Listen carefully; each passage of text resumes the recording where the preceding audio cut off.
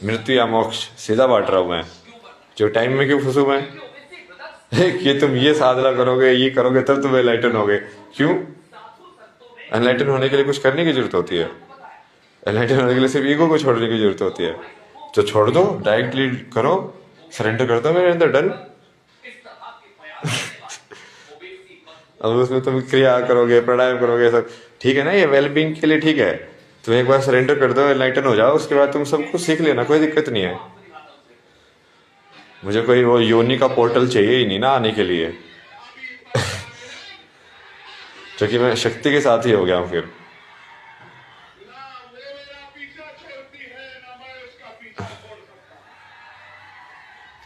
Basically ये logically इसको समझो कि अब क्या करना पड़ेगा मुझे, जितनी भी फेमिनिन है उन सबको मर्ज करना है मेरे को एक ही उसके अंदर। क्या मैं एक ही नारी को माँ भी मान सकता हूँ, बेटी भी मान सकता हूँ, बहन भी मान सकता हूँ, पत्नी भी मान सकता हूँ? तभी तो मैं उसको नारी के रूप में या ह्यूमन रिलेशन में आइडेंटिफाई नहीं कर पाऊंगा। मतलब वो सब सेम होना चाहिए तुम्हारे लिए, तभी तुम उसको एक फेमिनिन के रूप में देख पाओगे। तभी तुम सिर्फ अपनी कॉन्शियसनेस को सिर्फ दो में स्प्लिट करके भी यूनिवर्स को बैलेंस कर सकते हो। दो का है ना ये शिव शक्ति का प्रिंसिपल सांख्य योग के अंदर, कि दो से क्रिएशन हुई है।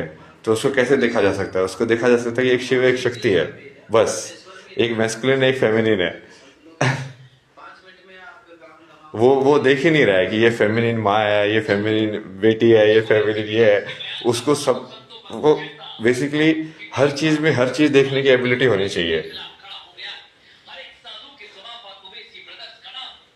एक 70 साल की औरत तुम्हारी माँ भी हो सकती है, बेटी भी हो सकती है, जबकि तुम 33 साल का, फिर भी उससे फर्क नहीं पड़ता। हर चीज में हर चीज देखने की एबिलिटी, ताकि तुम किसी भी कहानी में ना फंसो, कोई कहानी तुमको ट्रैप कर ही ना पाए। तब इसलिए तुम पूरी फेमिनिटी को सिर्फ एक फॉर्म में देख पाओगे, शक्ति फॉर्म में। सांख्य योग के अंदर ही ऐसा ही है ना कि एक कॉन्शियसनेस को तुम दो पार्ट में डिवाइड, एक ब्रह्मांड को बेसिकली लाइक दो पार्ट में डिवाइड करके भी यूनिवर्स का क्रिएशन समझ सकते हो, कि सब कुछ उसी का मिक्स है। तो मैं दो में समझने पे शिटवेज हो जाऊंगा मैं, सिर्फ बैलेंस में, सिर्फ दो के बैलेंस में, कि शिव और शक्ति, बस कॉन्शियसनेस और एनर्जी। वो सिर्फ एनर्जी देख रहा है, उसको मतलब ही नहीं है उसकी वो एनर्जी उसको कॉम्प्लीमेंट करेगी, वो एनर्जी को कॉम्प्लीमेंट करेगा, बस। तो इसलिए देखो ना, जब काली का रूप लिया माँ ने, तो शिव ने फिर नीचे लेट गए, वो कॉम्प्लीमेंट कर दिया उसको कि तू यदि पूरा रुद्र बनेगी तो मैं पूरा सत्व बन जाऊंगा उस टाइम पे। उन्होंने जब माँ का रूप लिया तो इन्होंने पिता का रूप ले लिया उन्होंने जब शिष्य का रूप लिया तो इन्होंने गुरु का रूप ले लिया। क्योंकि ये फाइनली मेल फीमेल पे आइडेंटिफिकेशन नहीं है ना, ऐसे मैस्कुलिन फेमिनिन आइडेंटिफिकेशन है, और वो उसमें इंटरचेंजेबल होना चाहिए। मतलब वही कि जब वो मैस्कुलिन हो तो ताकि वो बैलेंस बना रहे शिव शक्ति के अंदर। जब शक्ति बड़ी हो रही है तो फिर शिव जो है वो छोटे हो जाए, जब शिव बड़े हो रहे हैं तो शक्ति छोटी हो जाए। माँ ने जब पहली बार तपस्या की तो तपस्या में तो सिर्फ एनलाइटनमेंट ही प्राप्त हुआ ना, कि उनको शिव समझ में आए, ठीक है, शिव दिख गए। बट अब शिव के दिखने के बाद फिर उनको फिर पूरा सिखाया ना महादेव ने बैठ के, क्या देखो ये वाली साधना ऐसे होती है। क्योंकि उनको बेसिकली सारे गुणों को मास्टर करने की एबिलिटी होनी चाहिए उसके अंदर, महादेव को कॉम्प्लीमेंट करने के लिए। क्योंकि महादेव तो सारे गुणों को मास्टर किए हुए हैं, वो सत्व भी कर सकते हैं, रजस भी कर सकते हैं, और तमस भी कर सकते हैं। वो भैरव भी हो सकते हैं, वो काले भी हो सकते हैं, लाल भी हो सकते हैं, और सफेद भी हो सकते हैं। सब एबिलिटी है उनके अंदर। वो भोले भी बन सकते हैं, पूरा सत्व, मतलब बुद्ध से भी ज्यादा सत्व हो कि भाई मैं पूरा भोला हूँ, मैं पूरा टाइम का मास्टर हूँ, बट फिर भी मैं इतना इनोसेंट हो सकता हूँ कि तुमको आइडिया ही नहीं होगा कि भाई टाइम मेरे हाथ में है।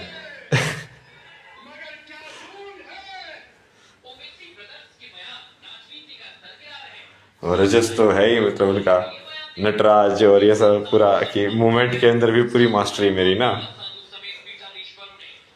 और तमस भी उनका है ही पूरा, सारी डार्क साधनाएं जैसा तंत्र मंत्र करना सब पूरा, मान लो किसी को मारना है संहार करना है और वीरभद्र को भेज के सबको मार देना है, सीधा सफाई कर दे रही है। बाकी भी लाइक भैरव को जैसे दारू पीती है तो दारू तमस को भी उनको बैलेंस करना आना पड़ेगा, भांग को भी बैलेंस करना आना पड़ेगा कि हर तमस की चीज को भी वो कंट्रोल कर सकते हैं पूरी तरीके से। तो उनका बेसिकली कॉम्प्लीमेंट्री को भी बेसिकली सारी एबिलिटी होनी चाहिए।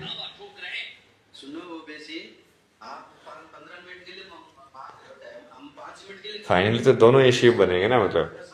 तो अभी तो मैं जैसे एनर्जी बॉडी बना रहा हूँ उसकी ना, जैसे आप मजे के लाइक कोई एक शरीर इतनी साधना कर ले कि वो मेरे को देख पाए शिव, इतना ही चाहिए उसके बाद तो मैं उसको शक्ति बुला दूंगा।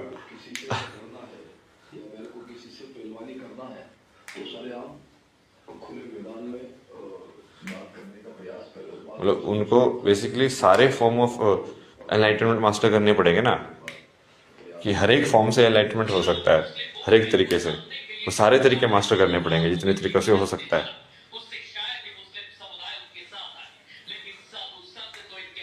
तो वो माँ का यही तो है, तुम पूरा शिव पार्वती संवाद देखो ना, पूरा जो विज्ञान भैरव तंत्र है वो क्या है, शिव सिखा रहे हैं उनको कि भाई देखो ये इतने तरीके हैं, देखो ऐसे तरीका होता है, ये तरीका होता है। वो किसी और को थोड़ी बता रहे हैं, जबकि उन्होंने किसी सप्तऋषियों को या किसी को भी नहीं बताया डायरेक्टली, सिर्फ उनको बताया डायरेक्टली। मतलब डायरेक्ट गुरु वो सिर्फ उन्हीं के बने। ये जो कि शिव पूरा कर्म के हिसाब से करते हैं ना, हिसाब किताब उनको मतलब ही लिया भाई, देव दानव कुछ नहीं है, जिसने जैसा काम किया उसको वैसा मिलेगा, डन मेरे को सृष्टि के बैलेंस से मतलब ही लिया वो विष्णु जैसे ट्रैप में नहीं फंसते ना कि मुझे बैलेंस करना है, चलाना है, मुझे क्या मतलब है, जिससे जैसा कर्म किया है वैसे कर रहे थे ना मतलब। खत्म भी हो जाएगी सृष्टि तो भी तो मैं तो रहूंगा ना, मैं तो शिव हूँ। उनका यही होता है कि मैं तो शिव हूँ, मुझे क्या मतलब है, मैं तो शून्य में ही बल्कि रहता हूँ, तो मेरे लिए तो और भी बढ़िया है, शुद्ध हो जाए सब कुछ। तो अब तुम देखोगे देवी के 9 अवतार में भी बेसिकली मैस्कुलिन फेमिनिन का जो पेयर है वो भी पेयर भी अपने आप में साथ में इवॉल्व हो रहा है।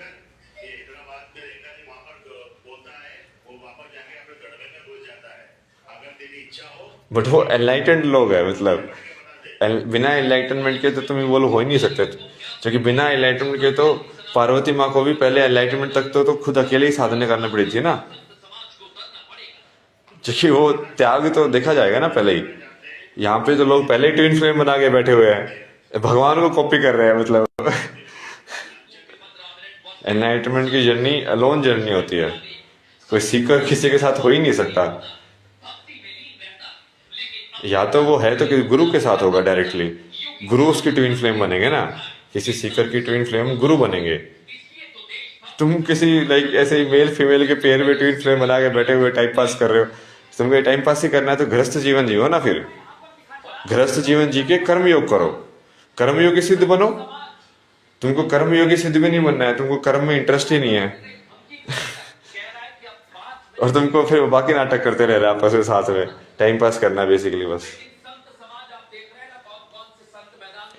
कितने सारे कर्मयोगी सिद्ध हैं, कर्मयोग में भी हो सकता है। तुम अपने कर्म के प्रति इतना वो हो जाओ कि हाँ क्या मेरे को ये स्पोर्ट्स में सिर्फ इसी के, अब ये सब क्या थे, ये समुराय और ये सब जो जूडो कराटे सीखते हैं, शाओलिन मॉन्क्स, ये सब क्या है, ये सब फाइटर कैसे है, ये सब वही तो है कि तुम फाइट भी कर सकते हो, तुमने उस किसी भी चीज को तुम कर सकते हो, लाइक पूर्ण तरीके से करोगे, प्रेजेंट में रहना सीखना है तुमको ना बेसिकली। तो यदि तुम मोमेंट में प्रेजेंट में रह सकते हो तो तुम क्रिया योगी सिद्ध हो जाओगे। ये गृहस्थ आश्रम ये सब क्यों बनाए हैं, 4 आश्रम ही तो है ये, क्यों बोलते हैं इनको आश्रम इसलिए तो बोलते हैं कि वो अपने आप में आश्रम हो, वो जीवन को ही आश्रम फॉर्म में डिवाइड किया हुआ है विष्णु ने। कि भाई यहाँ से भी तुम एनलाइटन हो सकते हो, कर्म योगी भी। तुमको साधना वादना की जरूरत नहीं है। मतलब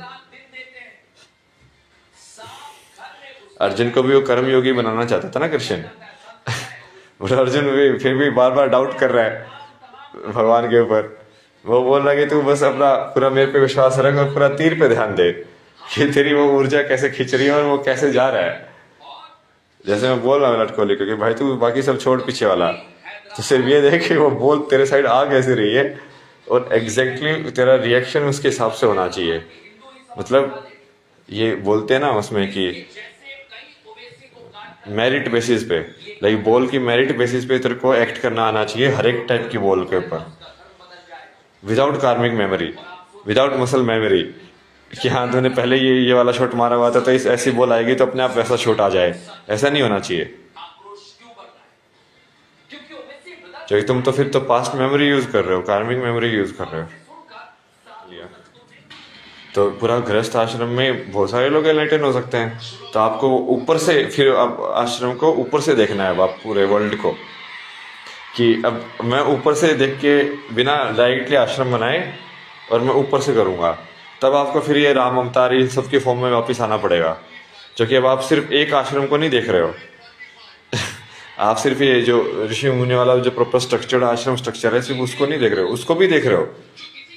उसको भी प्रोटेक्ट करना पड़ेगा आपको राम बन के, कि हाँ वहाँ पे कोई दुष्ट आ रहा है तो उसको भी मारना पड़ेगा। बट आपको फिर गृहस्थ आश्रम में भी सेट करना पड़ेगा एग्जाम्पल, कि देखो कर्म यदि किया जाए तो कर्मयोगी ऐसे बना जा सकता है। तभी फिर आपको फॉलो करेंगे ना आप भाई, लक्ष्मण और भरत ये सब, कि हाँ भाई वो भी कर्मयोगी थे ना, भरत ने भी कर्मयोगी किया ना। कि भाई देखो मेरे को ड्यूटी दिया है, मैं पूरा निभाऊंगा, बट मैं बिल्कुल सेल्फलेस तरीके से निभाऊंगा। तो आपकी जो चप्पल है उसके हिसाब से मैं रखूंगा, और मैं जैसे आप हट में रह रहे हो मैं भी हट में ही रहूंगा, वहां से ही चलाऊंगा राज्य। तो कर्मयोग सिद्ध किया ना उसने, काम किया उसने। तो ऐसा तो है नहीं कि बैठ के कि वो क्रिया कर रहा है या मंत्र जाप कर रहा है। तो वो एग्जाम्पल कहाँ से आया? लेकिन वो एग्जाम्पल राम के एग्जाम्पल से आया ना, कि राम ने उनको दिखाया कि गृहस्थ आश्रम में भी तुम कर्मयोगी सिद्ध कैसे हो सकते हो। तो आपको उस लेवल पे आश्रम ऑपरेट करना पड़ेगा फिर संसार का, कि वो है विष्णु होना। मतलब कि डायरेक्टली तुमको सिखा नहीं रहे हो, तुम इनडायरेक्टली सिखा रहे हो, तो टोटल ऊपर से मैनेज कर रहे हो। ये स्टेजेस ही है ना, चार जो आश्रम थे, कि बेसिकली या तो तुम जनरली ब्रह्मचार्य के उसमें भी उसमें एनलाइटन हो जाने चाहिए, कि गुरु तुमको सिखाते और तुम 22 साल में एनलाइटन नहीं हो जाओ। 20-22 साल जो भी उसका वो गुरुकुल सिस्टम है कि स्टार्टिंग वाला पार्ट जो है उसमें तुम एनलाइटन हो जाने चाहिए। बट तुम फिर भी नहीं हुए, इससे तुम्हारी डिजायर बची हुई है, तो तुम गृहस्थ में जाओगे। तो गृहस्थ में अब तुम इस तरीके से एनलाइटन हो सकते हो। वो पूरा आश्रम बना हुआ है, टोटल उसको आश्रम माना गया है। और फिर भी नहीं हुए, फिर तुमको छोड़ना पड़ेगा सबको, फिर तुमको थोड़ा साधु की तरीके से जीना पड़ेगा वापस से। तुम वानप्रस्थ में जाओगे, फिर भी नहीं हुए, फिर तुमको पूरा ही छोड़ना पड़ेगा सब कुछ। तो पूरी लाइफ को ही आश्रम की स्ट्रक्चर में डिवाइड कर दिया ना। आप उसको मास्टर करो ना, कि लाइफ की स्ट्रक्चर को ही कैसे आश्रम की सिस्टम में बना सकते हैं, instead of teaching like direct कि हाँ ये हते हो गया। क्योंकि वो तो फिर गुरु लेवल तक ही रह जाएगा ना, विष्णु लेवल तक नहीं पहुंचेगा वो फिर।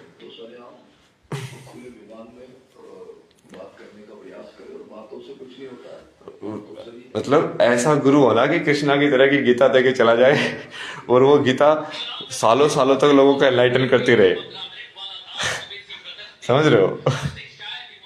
सब टाइप के लोगों को एनलाइटन कर दे, और जिसको क्रिया योग करना है उसको भी, जिसको कर्म योग करना है उसको भी, सब लोगों के लिए मैनुअल बना के चला जाए वो।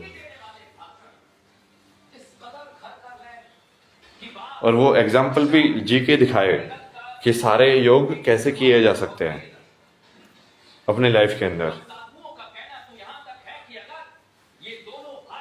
और उस तरीके से वो गुरु बने। वो गुरु डायरेक्टली गुरु ना बने, बट वो गुरु ही है, मतलब समझ रहे हो? बट वो तुमको कर्म कर करके दिखा रहा है, लाइव एग्जाम्पल। जी के दिखा रहा है, तो आपको जी के दिखाना पड़ेगा ना कि लक्ष्मी के साथ रह के भी तुम बिजनेस करते हुए भी तुम कैसे एनलाइटन रह सकते हो। तो कि सांख्य योग के अंदर ही ज्ञान योग का कंक्लूसिव प्रूफ है,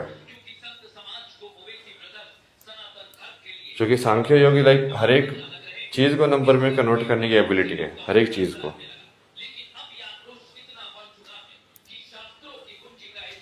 जब वो एबिलिटी आ जाएगी आपके अंदर, तब वो बेसिकली जो भी ब्राह्मण होगा आप उसको पास कर सकते हो ना कि हाँ तो सांख्य योग में पास है, डन। ज्ञान योग और सांख्य योग सेम ही है, वो ज्ञान उसको वो नंबर में कन्वर्ट नहीं हुआ है, इसलिए वो लग रहा है कि वो ज्ञान है। असली ज्ञान तो वही ज्ञान है ना, सांख्य क्या है, ज्ञान ही असली ज्ञान है। तो जितने भी चार वर्ण जो थे वो इसके हिसाब से बने हुए ना कि तुम वो चीज कर भी पाओ और फिर भी तुम स्पिरिचुअल एनलाइटमेंट का तरीका रहे तुम्हारे पास, या एनलाइटेड होके भी तुम वो चीज कर पाओ। कृष्ण ने वही बोला ना कि पहले एनलाइटन हो फिर जिंदगी जियो, फिर तुम कुछ भी करोगे बैलेंस में करोगे। बेसिकली शिव होने का मतलब यही है ना कि तुम सिर्फ उस एक्ट को राइट या रॉन्ग देखोगे ही नहीं, तो सिर्फ उसको बैलेंस कर दोगे बस। तुमको सिर्फ एनर्जी बैलेंस करनी है, जिस टाइप की एनर्जी आई उसी टाइप की एनर्जी भेज दी वापस, बस। सही और गलत से पार होना इतना आसान नहीं है ना, सही और गलत से पार होना बहुत मुश्किल है।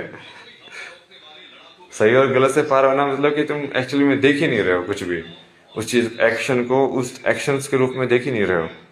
तो तुम ये देख रहे हो कि ये एनर्जी अब ऐसी थी, इस एनर्जी ने मुझे इस टाइप की एनर्जी भेजी है, तो अब उस एनर्जी का तुम रिफ्लेक्ट कर दोगे कि अच्छा ये वाली एनर्जी का काट ये है, ताकि शून्य में रहो तुम टोटल हमेशा।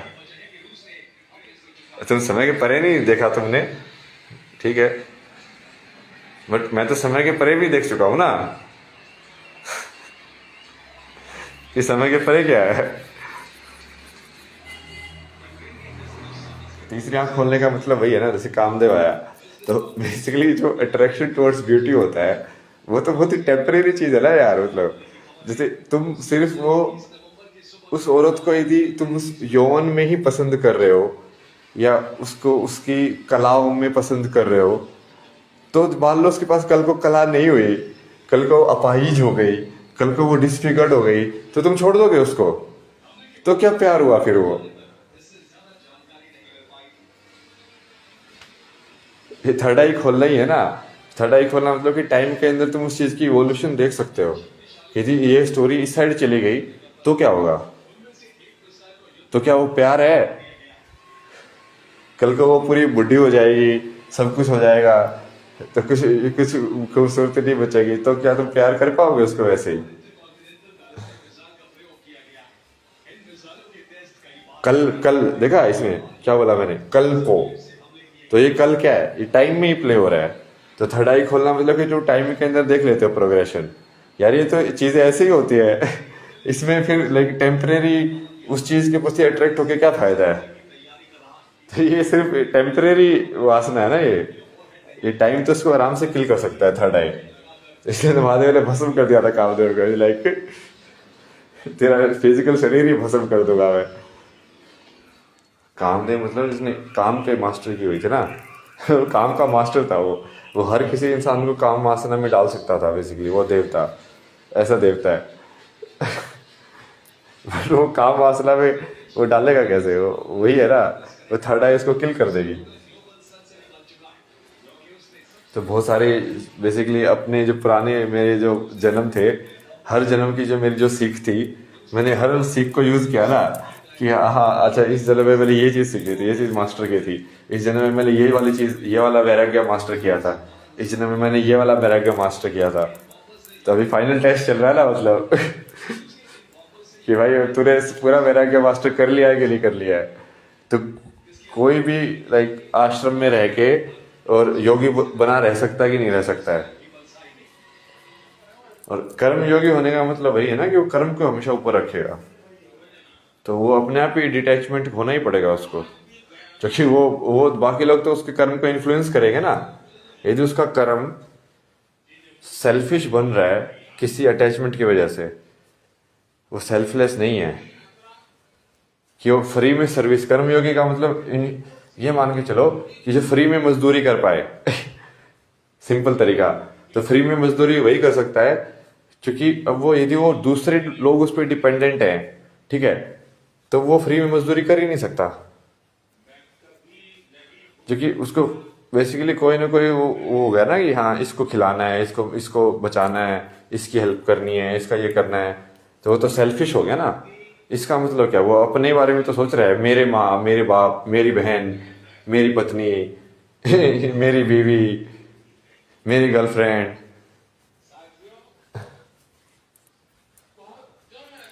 मैं ही तो कर रहा वो,